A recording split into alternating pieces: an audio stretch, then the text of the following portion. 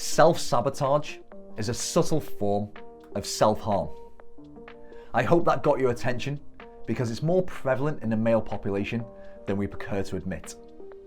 Common examples of self-sabotage include procrastination, avoidance, negative self-talk, comfort eating, perhaps being a control freak or a perfectionist, and even leaving things to the last minute when you recognize the consequences of doing so.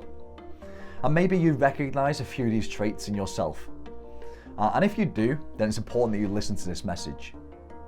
Sabotage, which is usually defined as the act of deliberately destroying or undermining something, is closely related to the more insular version of self-sabotage, which has been defined as the destructive behavior directed towards oneself.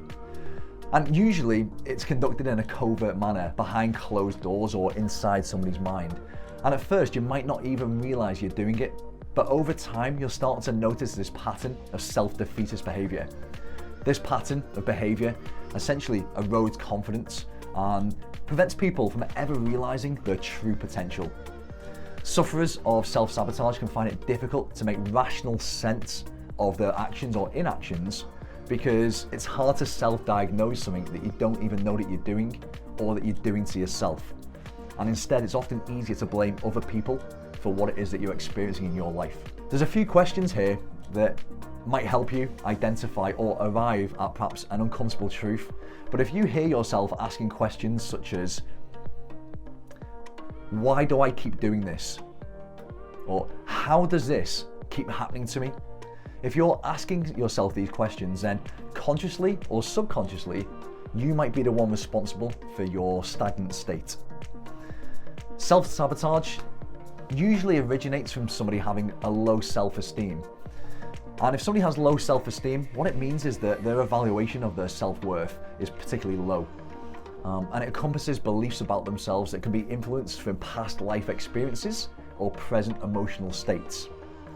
But self-esteem essentially is about the health of the mind.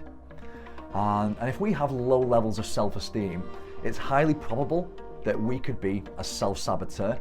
And ultimately, if we don't do something to recognize it or rectify it, we can end up with ill or poor mental health. I'm going to put in the link to this video something called the Rosenberg Self-Esteem Scale.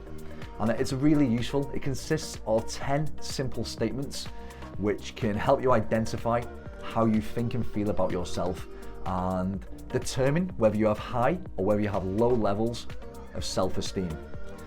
It's worth a few minutes of your time.